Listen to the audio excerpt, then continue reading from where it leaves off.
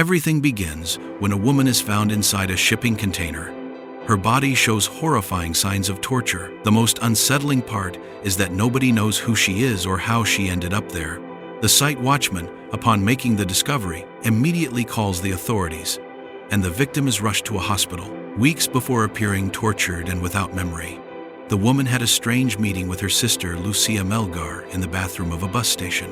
There, she received a small piece of paper from her hands that seemed to contain crucial information. All this happened hours after Lucia filed a formal complaint against a detective named Kike Zarate, whom she accused of stalking her. The woman does not remember who she is or how she ended up in that place. After stabilizing her, doctors perform a series of tests, hoping to find answers. However, the results show she has no brain injuries that would explain her amnesia. Faced with this, specialists conclude that her mind has blocked the memories as a defense mechanism against the brutal torture she endured, hiding somewhere in her memory the clues to a dark past she refuses to recall. The case is assigned to Detective Anna Ripoll. Her boss considers the investigation will not be complicated and also believes it could be just what she needs to return to duty. This is because, months earlier, Anna was devastated by her brother's suicide, a loss that forced her to isolate herself from everything and begin therapy. On the other hand, we meet Detective Zarate, who is being investigated by Internal Affairs following Lucia's complaint. As the inquiry begins to take shape, Andres Falcó, Zarate's partner, insists that it should be Zarate who gets involved in the case. Convinced by his arguments, the chief decides to send him to Barcelona to collaborate on the investigation of the mysterious woman found in the container. At the hospital, the unknown woman tries to jot down some fragments of her memories. To her room arrives Detective Anna with her partner Enric to try to help her. They begin asking her questions, but the woman remembers nothing. Moreover, not even they know who she could be, because her fingerprints are not in the system. However, they suspect she could be a victim of a trafficking ring. The woman mentions she is terrified and very scared, even of discovering her own identity. Anna, to try to help her recover her memory or find some clue, goes to the container to record footage. But everything is very strange and more complicated than it seems.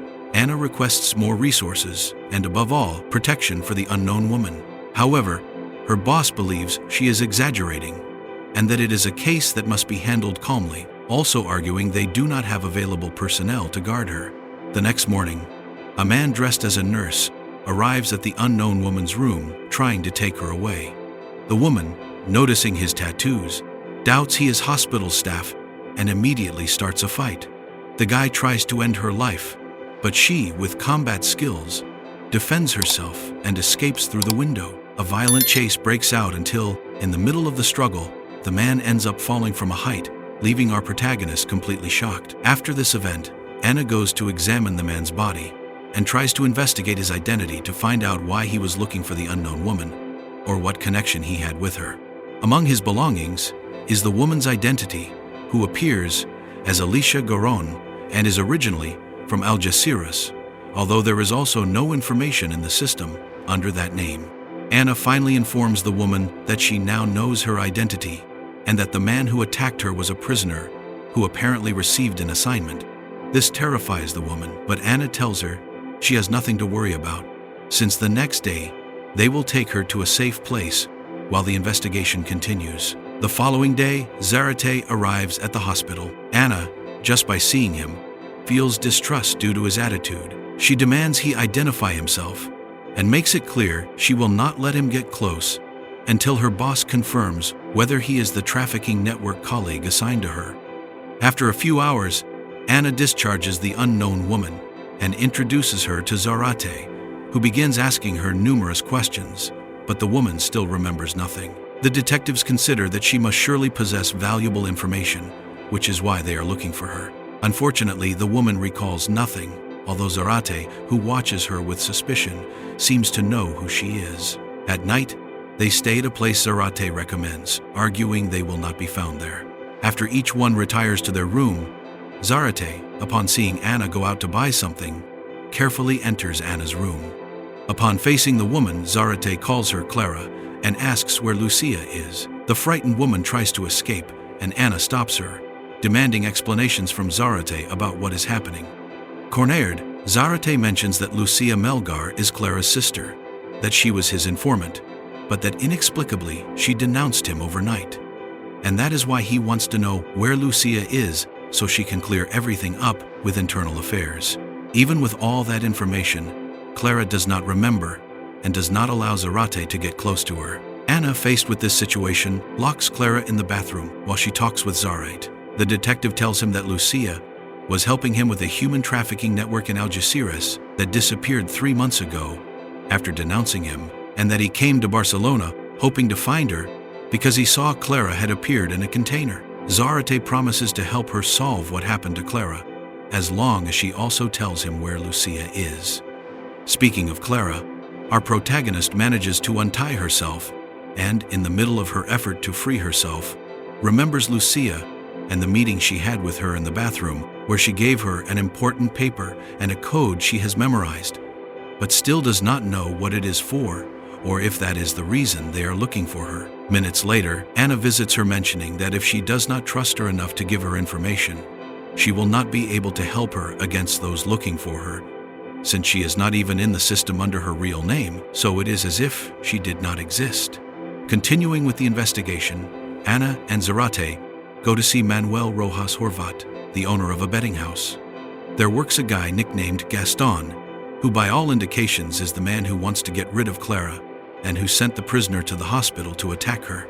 While looking for some evidence in his hideout, Manuel does not take long to appear, and the detectives corner him to interrogate him. For her part, Clara, having a flashback, chooses to enter the place as well. While walking through it, she finds a secret room that brings back more memories. And upon seeing her sister Lucia's necklace, she realizes that she was also locked up in that place. Before she can do anything else, a man knocks her unconscious. The detectives, upon hearing Clara's scream, get distracted, and Manuel does not hesitate to escape while they try to catch him. It is too late. Manuel and his henchmen take Clara away in a van they cannot stop. While the detectives manage to locate her thanks to a global positioning system tracker Anna put on her sneakers, Clara manages to untie herself and free herself from the guy who had her tied up. Unfortunately, she cannot escape from the yacht because Manuel is nearby along with Gaston. Gaston turns out to be none other than Falco, Zarate's partner, revealing that he is the corrupt agent and that he is looking for the code Clara has. Falco and Manuel arrive at the yacht looking for Clara, but they cannot find her. When the police sirens begin to be heard getting closer and closer, Falco realizes they are cornered. Without hesitation, he kills Manuel to eliminate any loose ends and flees the scene before the authorities can arrest him. The chaos, the gunfire, and the terror of that moment trigger something unexpected in Clara as she begins to recover her memory. Shortly after, Anna and Zarate arrive at the yacht and find Clara, who reveals to them that she is a computer expert who infiltrated a dangerous criminal organization to help her sister Lucia. However, before she could expose them, she was discovered and kidnapped by Manuel. Furthermore, she has a valuable code linked to a human trafficking network. That code allows access to an account where the organization hid millions, which is why they are looking for her. Although the detectives have made great progress in the investigation, they are forced to hand the case over to the national police with Falco in charge. However, Anna refuses to abandon the case.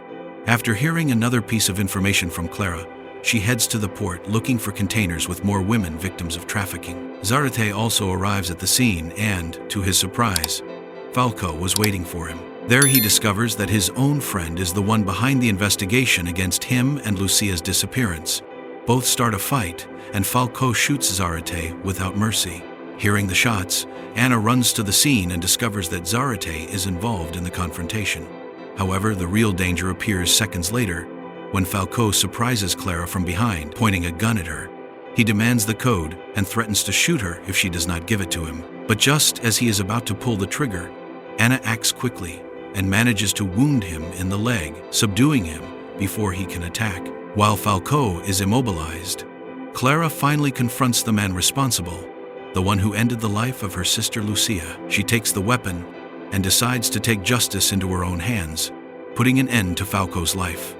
Anna witnesses the entire scene. Although she knows what just happened, she also understands the suffering Clara has endured. Therefore, she allows her to escape and avoids her being arrested.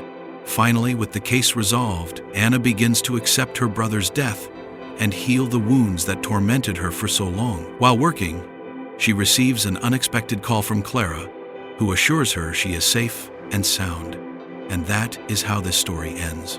Tell me in the comments what you thought of this new movie. And if you enjoyed this video, don't forget to leave a like. That would be legendary.